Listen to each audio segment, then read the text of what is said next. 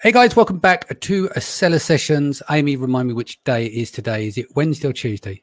I think it's Tuesday. Okay, so it's Tuesday, 4 p.m. BST. Welcome back, Amy Weiss. Welcome to the show, Sai Booth. Sai has been a man on a mission in the comments. We're just having a discussion that in terms of, we've done the 77 consecutive lives and then there's been a break, but since then we've done in total about 100 lives or so, or give or take a few, and Sai said he's missed maybe 4 of them, so it would be rude not to get him onto the show. We're just waiting for Brandon Young. He's still probably propping up his empire somewhere in Miami, racing through the traffic to get to the studio. So without further ado, ladies first, Amy Weiss, a bit of introduction on yourself please, and then we'll move to Sai. All right. Hello, everybody. I'm Amy Weiss from AmazingAtHome.com, and I am an Amazon seller. I'm an inventor. I'm a mom, a wife, all of those things. And yeah, I love helping people develop and launch significantly differentiated and unique products. But I also love to copyright, and I love a little bit of search engine optimization. So I'm happy to nerd out over those things as well. Excellent.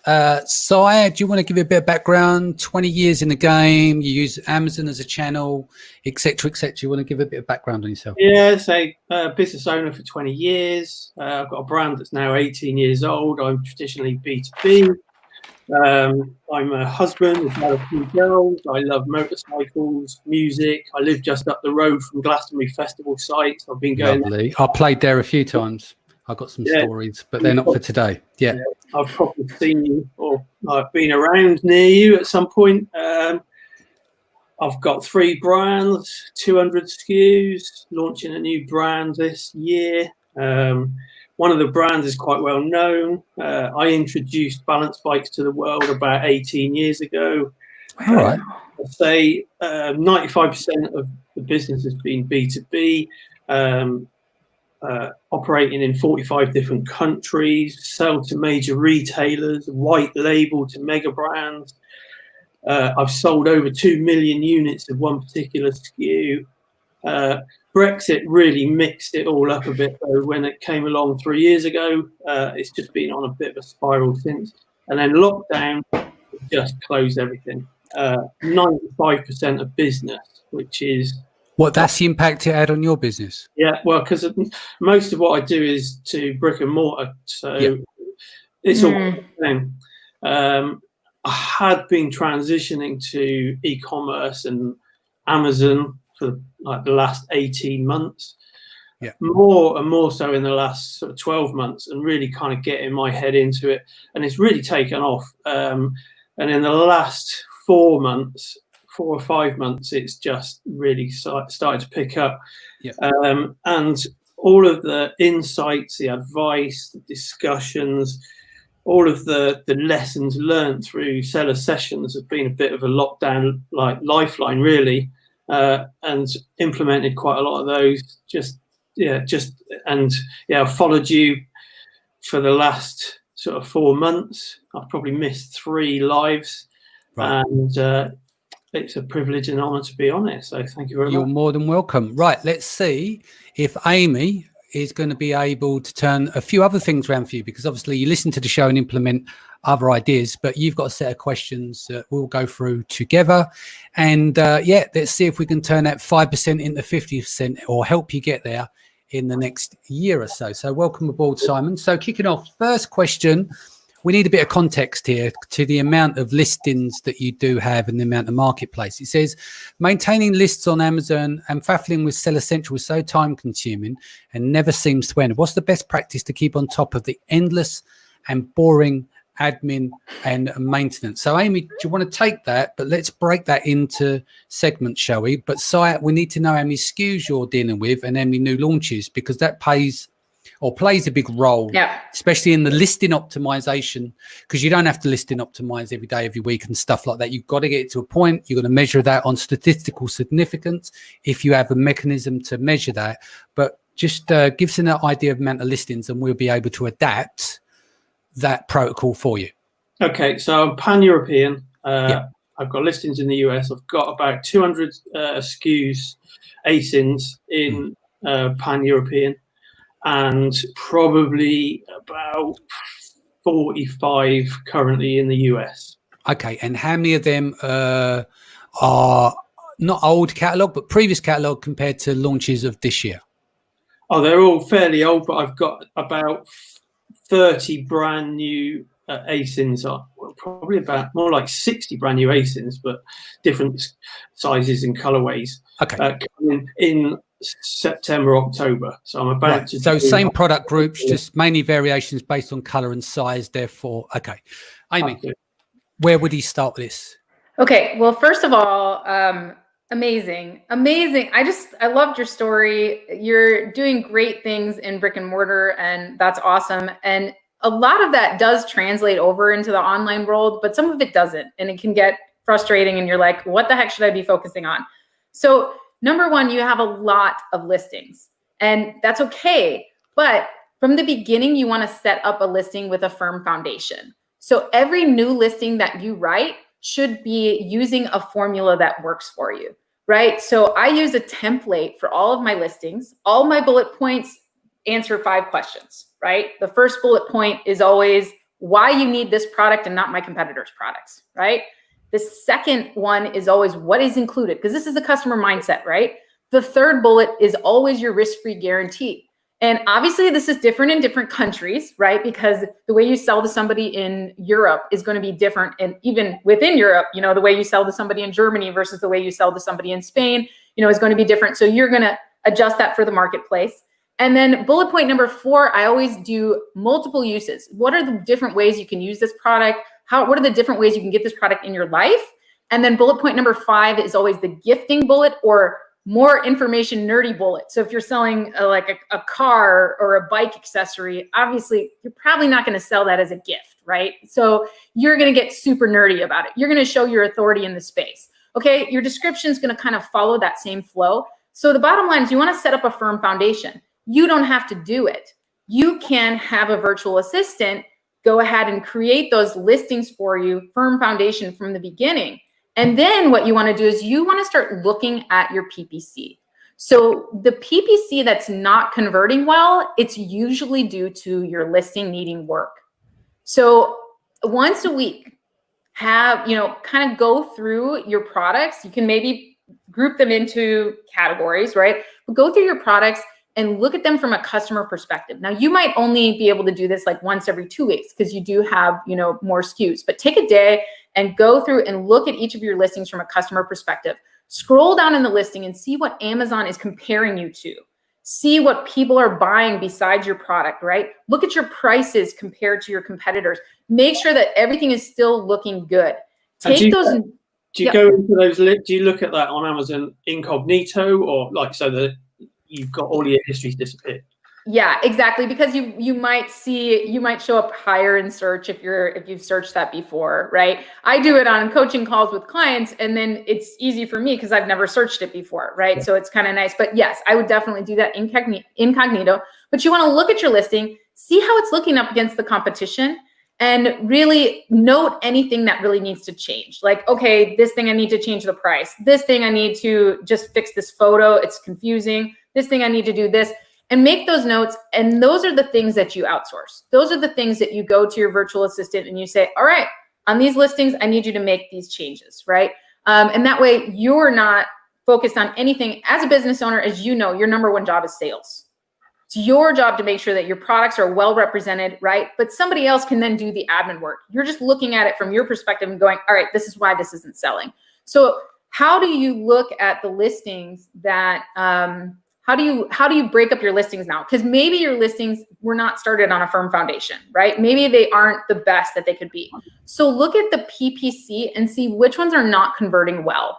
If you have a really high ACoS on some of your PPC, that means that we need to improve your listing. That means something isn't right because you're getting a lot of clicks, but you're not converting. So that's a great place to start. Look at your PPC and see where you're not converting. Or if you're not running a lot of PPC, you could also look at your session reports and see where you're not converting, right? And go and take a look at those listings. Start it with those listings and start cleaning those up. And then once we improve those, then we move on to the next set of listings. And you get yourself to a point where you're in this cycle where you're like, okay, now I just have these 2 listings that I want to look at because these aren't doing as well as these others. And that really starts to narrow down. Once you get into this rhythm, you can have listings that you really don't touch for years. I mean, once you have that nice firm foundation and you're converting well and you're happy with your PPC numbers, you really just have to focus then on optimizing your PPC, and you don't have to worry so much about constantly updating your listings. Yeah, I mean, I've been following, and I've put a lot of those into place, and it's the time-consuming management and the administration of the PPC, and and keeping on top of that. It's how do you what sort of strategy do you put in place because frankly, I PPC really is not my thing. Well, that's going to be your second question. Should we go if we do it based on that question basis, because there's a series of questions. So have you finished this bit on the listing side and the admin, Amy? Yep. Yeah. So Si's next question here, which I'll go into as well, is PPC automation going to save time, or does it just move the goalpost? Seems that admin and automation management is just time consuming as manual PPC. Right. So let's break this out. You've got to understand, if you're using a piece of software to automate, it's not a black box. You need to understand every lever to avoid blowing up your own account. You can't just let it on its own rhythm and just run off with running your campaigns. You must understand. I think the biggest thing that people forget is that they think by using the software it solves the problem. It doesn't. You need to understand what the metrics are and what the levers are to make that work for you.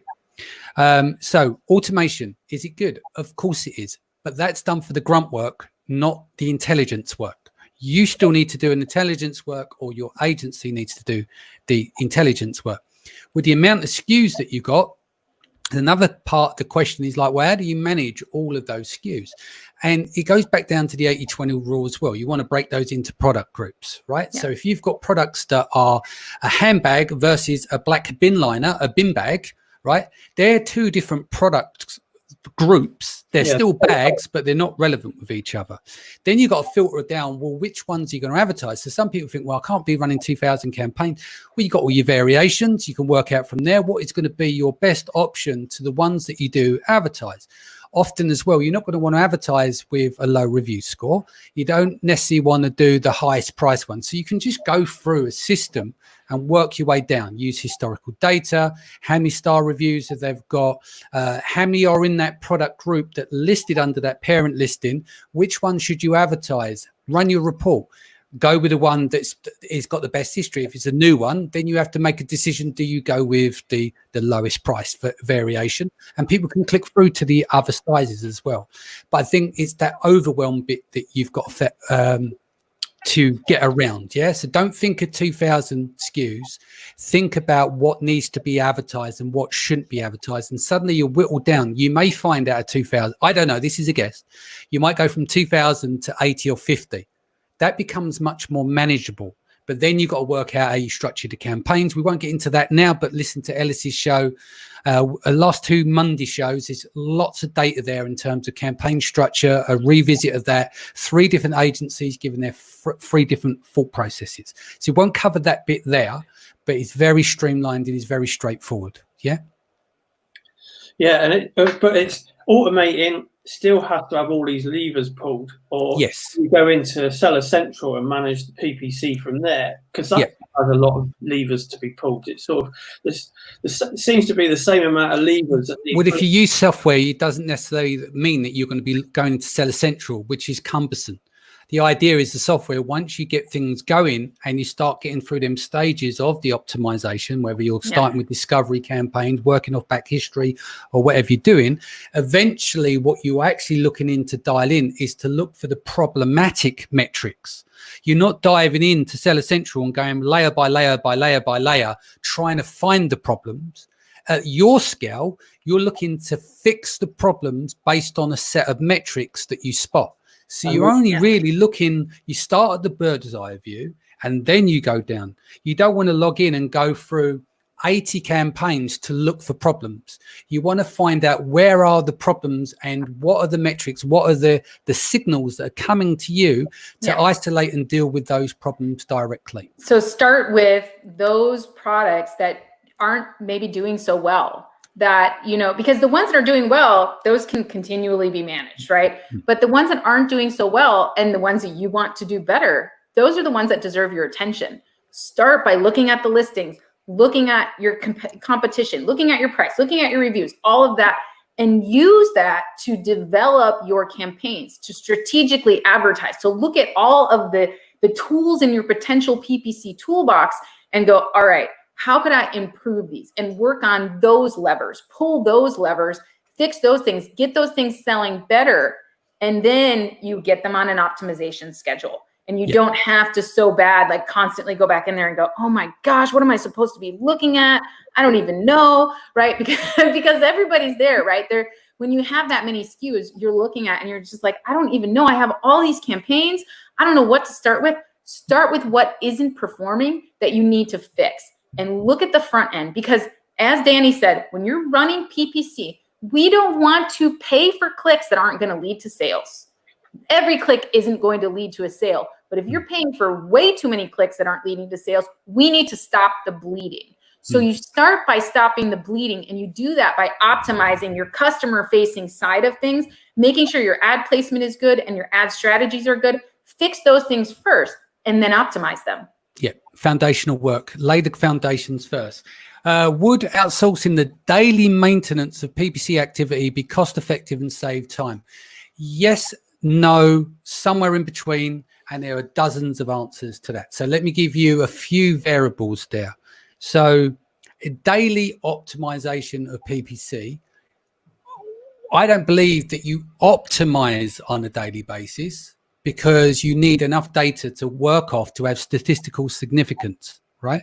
Yeah. But you will observe. So for instance, our agency, not a plug, we do take on smaller sets of SKUs, but we're also known for doing a shit ton of SKUs, right? So we've got that whole setup there, and it's a more cost-effective way of doing it than an agency that charges you per SKU like $100. But there are so many different models out there. The first thing I would say is only go with people that you're comfortable with, right? Then the other thing is you've got to look at what kind of spend have you got now, because there are stages where self-managed software agency, like there are agencies out there will take you on and you're spending $1,000 on ad spend. We are at a stage where we're doing it 10,000 and you're doing over $1 million. Why? Because of our price ranges, and if you have got a big catalog, we can satisfy the needs of customers on that end of the spectrum. So there are cases, let's just say that you're doing multiple seven figures. Sometimes our fee is less than 0.5 to 0.3% of their monthly turnover. So it really doesn't touch the sides. But if you're doing 20K a month, that's going to bleed you dry. There is just no way of making it work. So you've got to look at what your total ACOS is, look at all your overheads and your costs. What can you afford to do that? Who do you trust? And the other thing is the type of seller, customer, client that you would become, right? So there are sellers out there who are like me and Amy. When you're obsessed with PPC, it's a danger and a good thing that you almost live through your PPC management. Oh, have you done that? Checking the campaigns every day and blah, blah, blah, right? There's so much going on there, micromanaging. But you might be the type of person that goes, I don't like PPC. I want to do me monthly or bi-monthly calls. I want my reports, but I really excel at sourcing products. So you've got to think to yourself, what type of customer are you?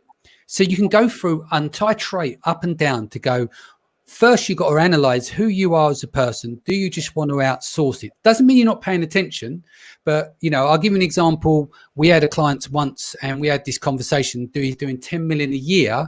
He left our agency, and the discussion we had is like, when you come on board, the idea is that you want to work on the rest of the business and hand over the PPC.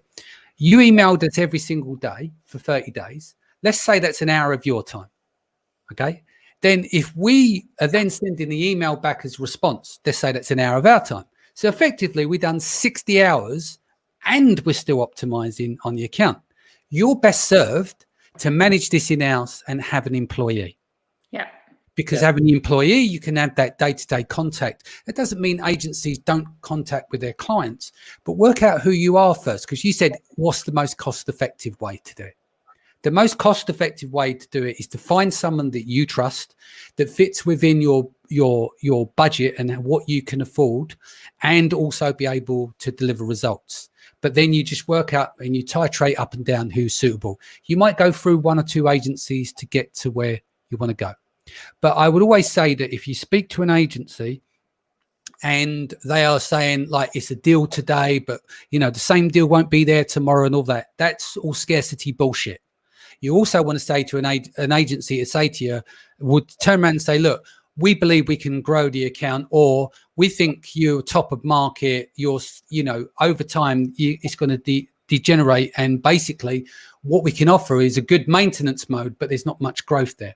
The more honesty they have in place with you and the communication, the better served that you're going to be, because there are agencies out there who have got a high staff overhead who will take the check as well. Yeah, absolutely. Okay. Make sense? Yeah, been there, done that with all sorts of other agencies. Yeah, you'll find that quite often with AdWords agencies. There's a lot of them out there that are there. They're going to take the monthlies, right? So they may say that you've got a minimum 3-month contract and things like that. Be aware of those kind of things as well. What are the setup costs? Do they charge a percentage of your ad spend, your turnover? And weigh it up and think for yourself of what you think is the best opportunity. Amy, do you want to add in there? No, I think that's really great advice. I've seen a lot of people hire out their PPC because they just don't want to deal with it. Yeah. And the problem becomes that they don't understand their PPC, so they have no way to vet the agency that they've hired. They're just like, take it off my hands, but they don't know what they're looking at and they don't know what results look like. And as Danny mentioned, like if they don't have growth for you, if they're not being honest with you about what your account could possibly look like, and they're making a lot of empty promises, they're full of bullshit. Like ask them what is your plan? What is because people always ask me that. They're like, well, if I do PPC with you, or if I do this with you, can you promise me that we're going to have better sales? No, I can't. I need to look at your products. I need to make sure that everything is good to go. And I don't do PPC management. I only do PPC coaching. But the reason I do PPC coaching is because so many business owners outsource it blindly, spend thousands of dollars, and they have no clue what is actually going on. And because they have no clue, they have no way to vet this agency. And they've just lost all this money. And 6 months down the line, their ACOS is crazy. They've spent thousands of dollars and they're in the hole. So I would recommend you learn the basics and then you outsource it, so that way you can hold them accountable. It's crucial to know the fundamentals of, every single aspect of all parts of the business, and then because if you're outsourcing it, how do you know if they're doing it right or doing it wrong? So I think a lot of time this comes through personalized recommendations as well, because you can read like bullshit testimonials on site that's recorded on Fiverr or just text version. But you need to dig a bit deeper. If you get a referral from someone who is actually active with the company, and ask them to tell you the negative points and the positive as well, because no one's perfect. So they're always like, so people come to Databricks, there's always going to be someone's going to find something that would be a negative point, and there's the batch where there's the positives. It's always good to get balance. Welcome to the show, Brandon. You there, son? Yeah, I'm here. I'm sorry about that, guys. I'm going to be at my office in about 5 minutes, but I can call in from here. Yeah. To add to exactly what you're saying, I see it all the time where people just end up spending and spending and spending on PPC, and they end up at an agency. And for us, PPC is 100% about keywords. And what ends up happening, like you were saying, Amy, is that their ACOS goes out of whack. To try to control the ACOS now, you end up in a situation where it impacts your keywords negatively, and you end up spending more and more, and you end up in that death spiral where now you're spending more, making less, your keywords are bad. and if you don't know what's going on or what to expect or realistic expectations, then you could end up killing your entire business. Yeah, that is true. Very, very easy to get it to spiral out of control. So you need to keep an eye on all that. Keep a cap. But again, find someone that you trust, know enough about PPC, make sure they articulate the plan clear to you. And on your monthlies or whatever calls that you do, you then make your adjustments as you go. You know, not every strategy is going to work. So you look, half of it is what's happening in the future. The other half is what's been going on behind you. You blend those two together on the call, and then you reset the plan or the adjustment to the strategy. But you must be clearly told exactly what it is so that you understand what the strategy is. Yeah. Oh yeah, absolutely. I mean, it's like, again, it's like most other areas in any business. It's like test and measure. It's like you can't just throw a strategy and expect it to work. If you're not testing and measuring it, you ain't going to get anywhere. You're never going to know what's going to work and what's not going to work. So yeah.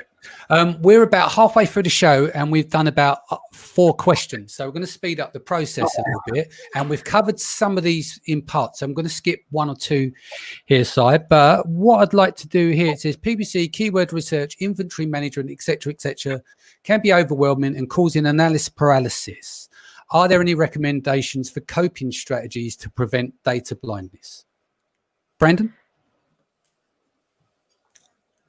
Yeah, I'll say that this is one of the things that most of my students face when they come into the inner circle is they've watched a million YouTube videos. They may have taken a course or 2 from other people, and they have issues because they can't quite pull the trigger. They don't quite know. And that's kind of what our keyword strategy solves, right? The way that we do our master keyword list, we look at every single competitor that is relevant out there. So maybe the top 10 sellers that you're going to be competing against. If you understand where they're getting their sales, then you can make an informed decision as to whether you can duplicate that, beat them, or whether they're already doing a great job. And if you're trying to enter that market, it's going to be high risk. So by giving a product a risk score based on how good a competition is, and then giving it an opportunity score based on how many keywords there are that you think you can get sales through, that makes it very easy. It lets the data speak for itself. So that's kind of what our entire system in business is based on. It's something that I do in my own business, and how we can launch 10, 15 products a month, because it's very simple. If the data makes sense, then we do it. Yeah. Cool. I'm going to move through the questions a little bit faster. Thank you for that, Brandon. The available options of driving traffic from outside Amazon can be overwhelming. Social media, chatbots, email, PR, advertising, inserts, so on. So how to select a path and stick to it without burning piles of cash? How do you measure these results? What KPIs should I be monitoring? I think we need to reduce the activities there, because you've mentioned social media, chatbots, email, PR, advertising, so inserts. There's a lot to cover. So why don't we pick that down to a handful of things like Facebook ads, chatbots, rebates. If we cover just that part, because social media can be good, but it's not always easy to measure. If you've got a small Instagram account, it brings goodwill and currency that way, but not return on investment. So if we look at bringing Amy and Brandon here. Brandon, do you want to have a chat about chatbots and rebates, and then Amy say a bit about Facebook ads? Sure. Yeah, that works. Cool. Amy, you want to go first? I'll be at my office in 2 minutes. Sure. Yeah.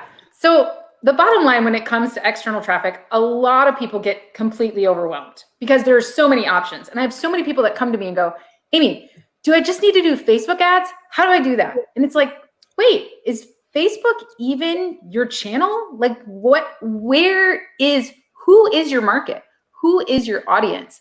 That is the number one and should be the number one driver of everything you do external to Amazon. Look at your top competitors. What I like to do is I like to look at my top competitors, those brands that are doing really well off of Amazon and on Amazon. I like to look at them and I like to see where they're at. Where are they hanging out? Where does their traffic come from? All of that. And I like to apply my own differentiation strategy to that. So instead of focusing on everything all the time, I always tell, the people in my groups, I tell them, look, focus on your strongest social media channel. Focus on your strongest social media channel and your strongest external intent to buy channel. right? So your strongest social media channel, that might not be Facebook, that might be Pinterest, that might be Instagram.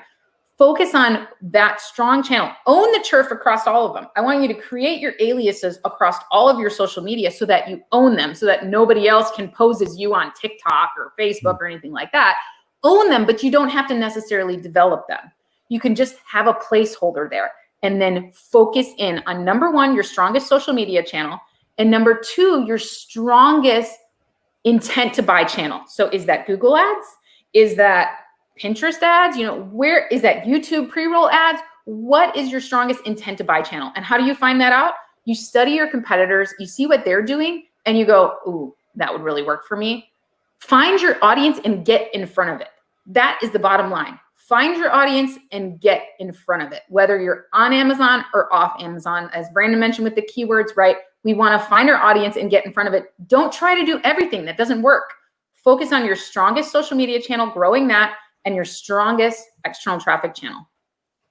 So I won't chase after my 8 followers on TikTok then. Nope. No. Let them go.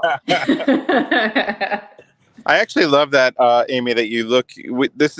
What you're saying is exactly what we try to do as well, which is reverse engineer the funnels of your competitors. So for us, it's all about marketing funnels. And what we'll do is we'll think about, okay, what are the ways that we can do a top of funnel that's going to make sense for our product? And basically the middle of our funnel is almost always ManyChat. So we're using chatbots to communicate with the seller. And then our chatbots will be set up to accomplish different goals. So we might be advertising in a Facebook group. Like what we'll do is we'll sponsor a group on Facebook by talking to the admin and offering to pay them to sponsor them. We'll also run Facebook ads. We'll run ads on Instagram. We'll run, insert cards for our existing clients. So we have many different ways that we try to bring people into our funnel. And some of those do require like Pinterest or Google, but for the most part, everything comes into ManyChat for us so that we can then communicate with our buyers and direct them with instructions automated. We have some pretty complicated bots that we've set up to do that. Now, once you have them in your bot, you can do any number of things. You can have them add a product to cart. You can do a spin wheel, a prize wheel. You can have them add a competitor's product to cart if you're trying to get some kind of indexing, not to be malicious and hurt your competitor, but just to try to tie the indexing together or the relevancy of your competitor to you when you first launch. You can do rebates. So there's many different things you can do once they're in there. Then you can do follow-ups for reviews, for example, if you want to. But yeah, I think Facebook ads, top of funnel ads, for us, influencers are huge, and working with Facebook groups are huge because it's more of a warm audience. And for me, Google ads are the natural choice because the intent to buy is there. Like 80% of Amazon's traffic already comes from Google. So for me, I don't spend a lot of time on Facebook ads. I would rather be where the intent to buy is because you don't need as much of a warm audience. So if you don't have the time or the energy to set up all of the Facebook ads and run all the bots and everything like that, Google ads and YouTube pre-roll ads, others, you've got Bing, you have a bunch of different, you can even run your ads inside of apps, inside of mobile phone apps.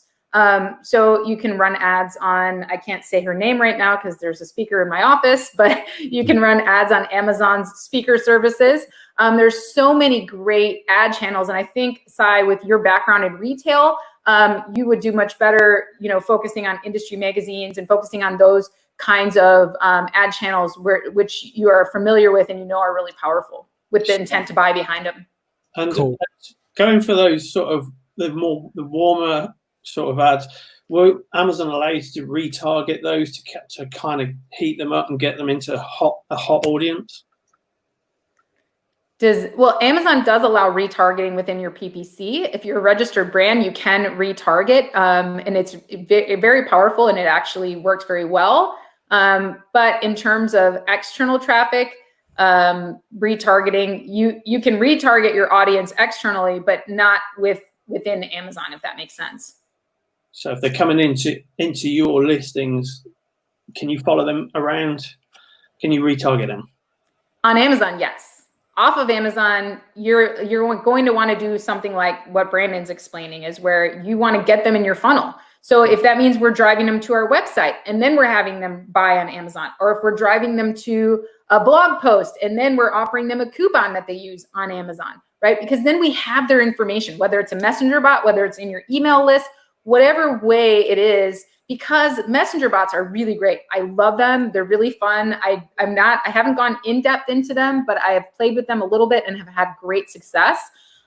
So it's great, but it's not always for every audience. So if your audience is older, they might not be into Messenger. So you can test things. You can see, okay, grow my email list at the same time as my Messenger bots. Grow, kind of just play with your funnel and test different things. The bottom line is you want to get their information.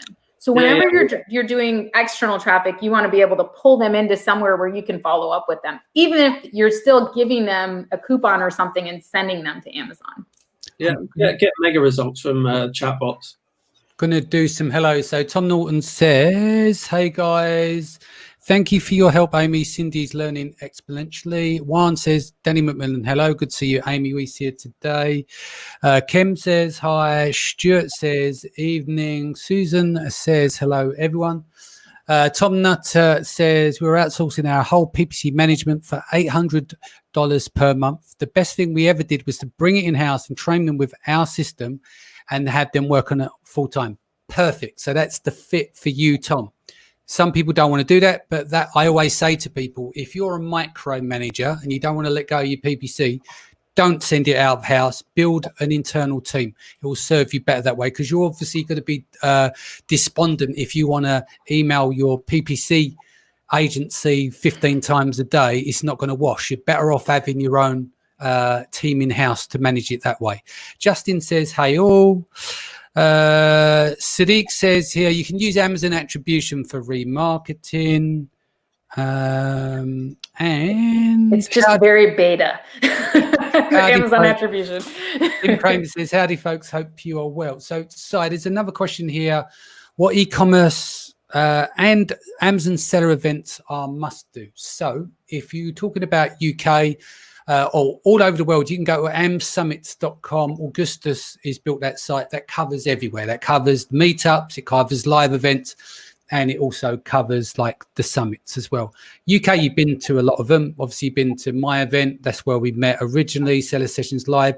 Then up in Manchester, I was speaking Amafest. You were there. Yeah. So you got those. Then you can start getting into Europe. Then you've got Prague, and then you've got Poland, you've got Lithuania. There are all these different places that Augustus puts on. So you've got the European events, you've got the PPC Congress, which normally takes place, or it did last year in Amsterdam. You love Amsterdam.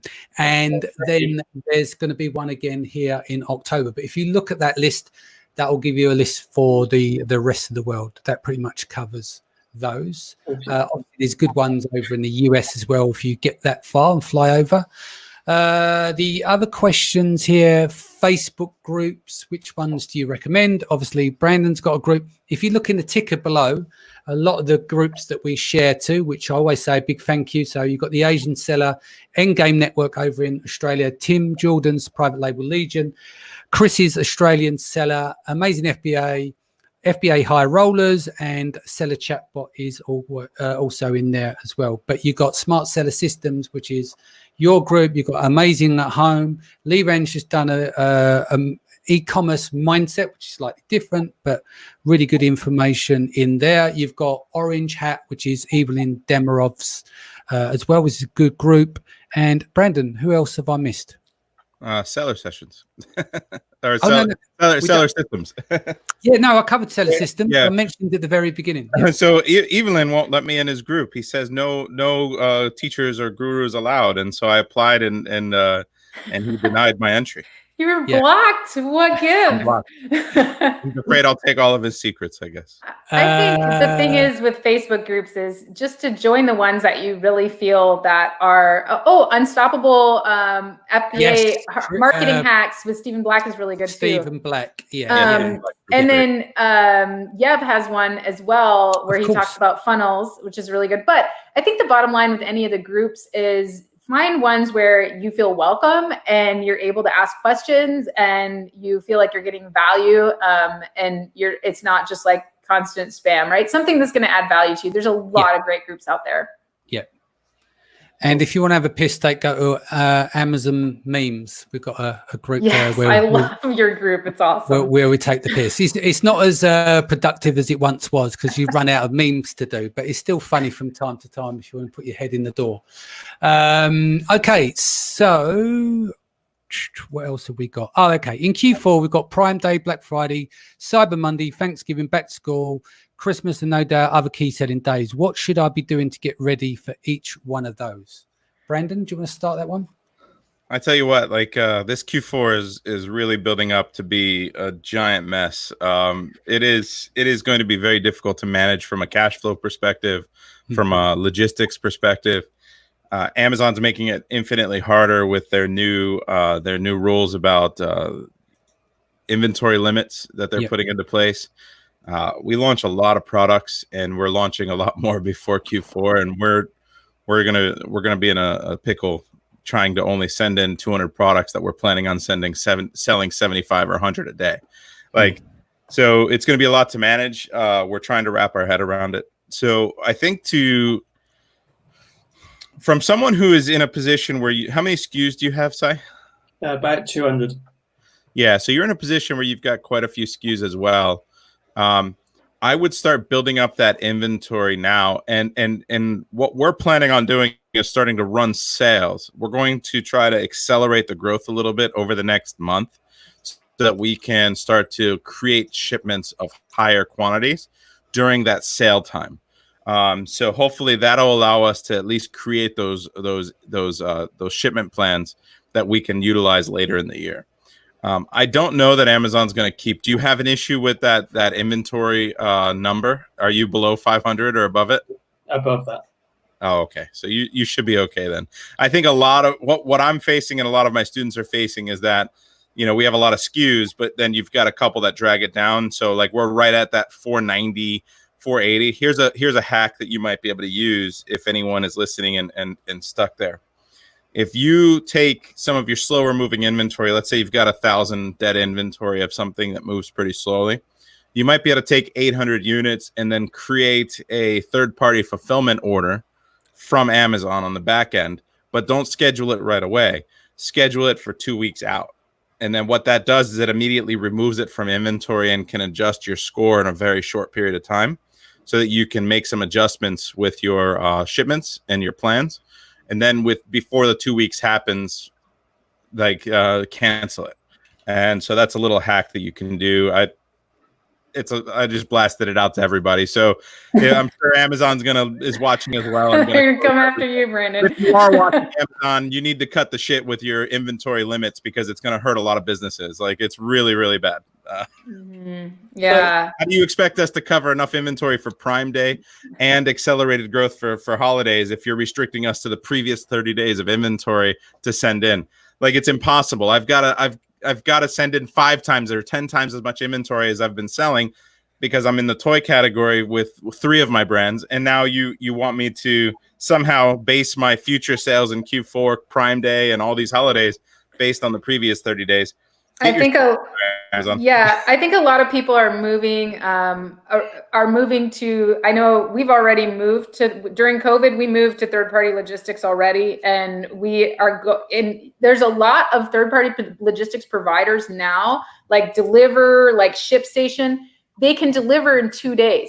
So you can still get that fast deliver badge on Amazon with merchant fulfilled orders. And so you can still really it sucks that we have to do it. It sucks that Amazon's playing these games, but prepare now and be able to very quickly, overtake your competitors who are just stuck in the Amazon tunnel vision, and are not are not pivoting and are not, doing all those things. So that's what we're working on right now in our group, is all of us are trying to like, okay, let's get our logistics figured out. Let's get our, third party fulfillment figured out. Let's start selling on other channels. Let's, cover the map for Q4 so that we're not playing Amazon's games completely, right? Still, Amazon's a huge, strong channel, but let's take advantage. I posted a link. I just actually did a sales calendar for the last meetup that we did.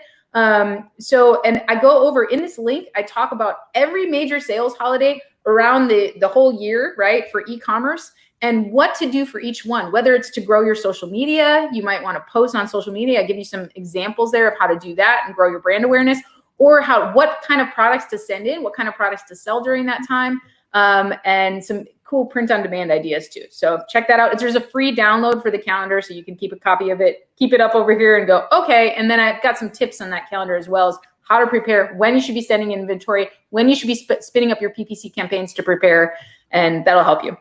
Here's a good one here as well. My brand has been used and photographed by royalty stars, sporting and TV celebs. I've met the Queen at Buckingham Palace. I was on Dragon's Den. My brand has been sold in all the top stores around the world, such as Harrods and Hamleys, galleries, etc. I've never really leveraged any of this. Certainly not enough. Maybe some PR. I mean, you are missing a trick there. Obviously, you've got to get around a few things in terms of using people's likenesses and stuff. But I don't think there's any law from you doing press campaigns and mentioning that these people have used your products. It's different when you take a photo and quote them without their permission. But I think there isn't any law. I mean, there's press release distribution for more stuff based on Google for like raising some awareness and stuff. But yeah, I would be looking, elaborating on that. How would you leverage that, starting with you, Brandon? I think that's incredible that you've had all of that experience. I know that you're going to have fair use rights. You're going to have photographers who own the copyright or on those images that you need to reach out to license those images. But you should be able to use those logos and say as featured on or as seen on. And you should be having like a landing page. You should have a picture on your Amazon page that says, as seen on. And if you can license a picture of the prince wearing or using your product, whatever it is, then I would do that. I would do my best to use these images in whatever rights I could. I think that that's something that you need to press to do. You have enhanced brand content where you can feature those images and that content even more. That's just going to build trust with the buyer. They're already on Amazon, so they have a level of trust with the vendor for fulfillment and for feeling that A to Z guarantee. But now they're going to see that they're getting a high quality product versus the competition. That should boost conversion rate through the roof versus your competition. And you should definitely be playing that up. Not to mention off Amazon, right? I mean, think about utilizing that in video, in Facebook ads, everything else, TikTok, maybe those 6 followers would grow if you were to show that picture of, hey, even the prince loves it, But yeah, I'm with, and then press releases.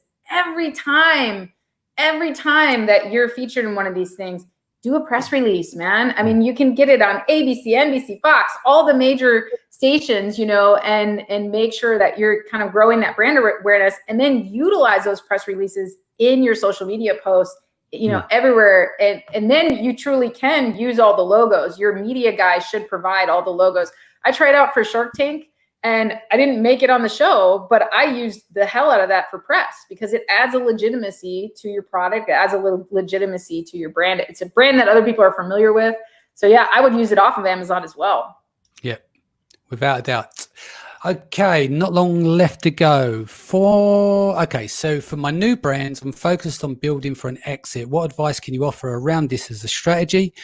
What should the business be mainly focused on? Sales, revenue, growth, profits, brand awareness, or what? And what is the ideal timescale for building this out? 12, 24. You said 26, but expecting at 36. Yeah. Brandon is the man with a million brands. I'll start with you first, then we go on to you, Amy. Yeah. What should we focus on?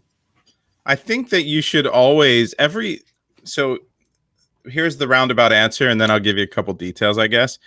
whenever you're building a brand on Amazon, you should always have in the back of your head that you want to set it up and optimize it as if someone's going to purchase it. Because then you're running your brand properly and your business properly. This isn't just throw up some SKUs and have a side business. I know that you don't do that, but for people listening, a lot of people come into this business thinking it's a great side hustle or a way to make a little bit of extra money, and then all of a sudden they've got a lot of revenue. They've replaced their income, and now they're in a job, like working in their in their business. And so, what I would say is that you always have to have in the back of your mind that you're going to have a real structure of a business. You have to have an organizational chart. You have to be on top of your numbers, know your accounting and your books, and make sure that you're on that from day zero, so that you can hand those to a potential investor that's going to buy your brand down the road.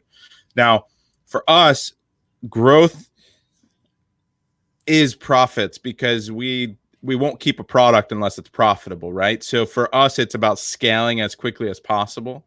So we put into place processes, and then we try to repeat those processes as in those systems as quickly as possible, based on our capital and our time. So you're only ever restricted by capital and time. If you have enough capital, then you need more time. You hire people, you borrow money, you figure out ways to get capital, and then you can continuously scale your business. If you can't borrow money and you can't hire anyone, then you can work in your business for the first year or two and start scaling it up 1 or 2, 3 products at a time. And then eventually you'll be able to hire somebody and grow the business that way. You're in a position now where you've got a successful brand. You can come in, you can infuse it with cash. I would start putting into place systems and start rolling out products that fit a niche and really have a brand-centric focus on a specific category. And then have a pipeline of products, no less than 20 products at any given time that you can choose from. For us, it's all about mitigating risk as well. And the more products that you qualify, that you put into your pipeline, the lower the risk becomes for your business, simply because you're going to choose the lower risk and the higher reward products. You're going to choose the ones with more opportunity and lower risk, because those are going to bubble to the top. And so a large percentage of your time needs to be spent on product development and product research. And then you can start to choose products as quickly as you can handle them based on your processes and a realistic understanding. Again, staying on top of your numbers, staying in a niche. If you grow a business, if you start with $50,000 and you can launch 3 to 4 products from the beginning in the first 60 to 90 days, and then another 2 products 2 months later, and then another 2 products almost every month after that, within 24 months, you can sell a business for several $1 million. And I'd also add as well is go and have some early conversations, get feedback from places like Thrasio that buy brands, and they exit quite fast. And then look at the consultants like Scott Dietz and who else, Brandon, is there? There's a few out there. Yeah, there are. So for us, I mean, your name Scott is like the man with regards to rolling up a business and exiting, and he's got a ton of content that you can find out there, and you can always reach out to him.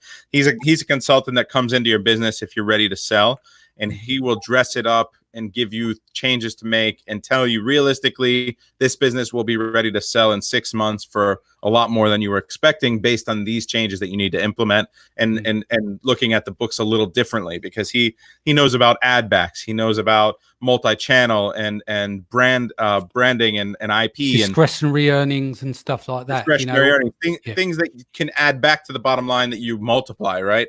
So he helps you actually put the better accounting into place, better financials into place, so that the books, are realistically reflect how good your business is, and you can maximize that return. Yeah, trademarks, domains, patents, all of that stuff needs to be in order.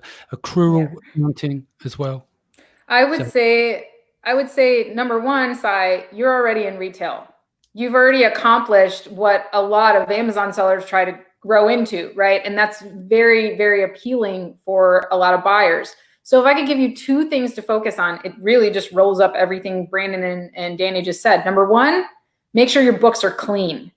Clean up your books. Make sure it looks super appealing to somebody who's going to be buying that business. And number 2, your processes.